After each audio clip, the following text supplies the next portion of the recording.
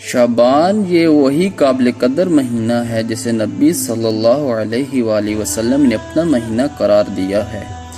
شعبان الشہر و رمضان الشہر اللہ، یعنی شعبان میرا مہینہ ہے اور رمضان اللہ تعالیٰ کا مہینہ ہے۔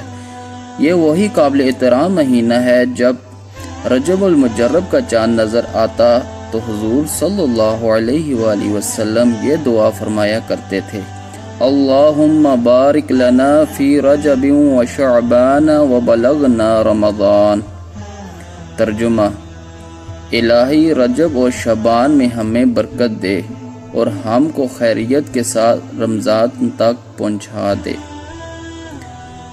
یہی وہ مبارک مہینہ ہے جس میں آپ صلی اللہ علیہ وآلہ وسلم کی درینہ تمنا پوری ہوئی اور تحویل قبلہ کا حکم نازل ہوا۔ تیمم سے متعلق احکام کا نزول اسی مہینے میں ہوا۔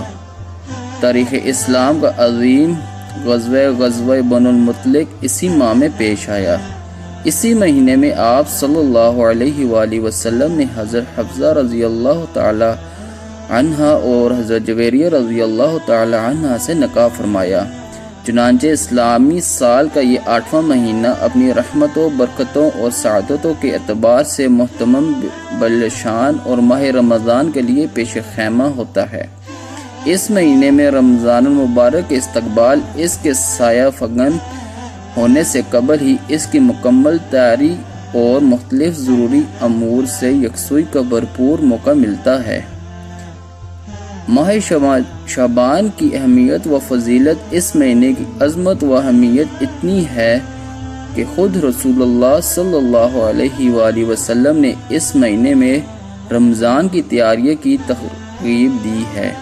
چنانچہ حضرت سلمان فارسی رضی اللہ تعالی عنہ سے روایت ہے: یہ مہینہ وہ مہینہ ہے جس میں حضور صلی اللہ علیہ وآلہ وسلم کثرت سے روزے رکھتے تھے کہ صحابہ کرام رضوان اللہ علیہ مجمعین کو گمان ہوتا کہ آپ کبھی ترک نہیں کریں گے۔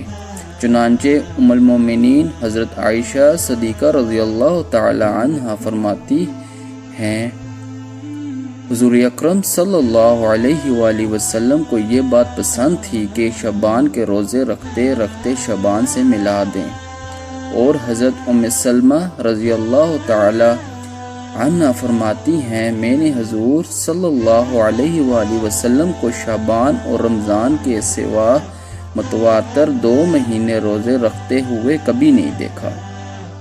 امید ہے کہ آپ کو یہ ویڈیو پسند آئی ہوگی۔ چینل پہ نہیں ہے تو چینل کو سبسکرائب کریں اور ساتھ بیل آئیکن کے بٹن کو پریس کریں۔ شکریہ۔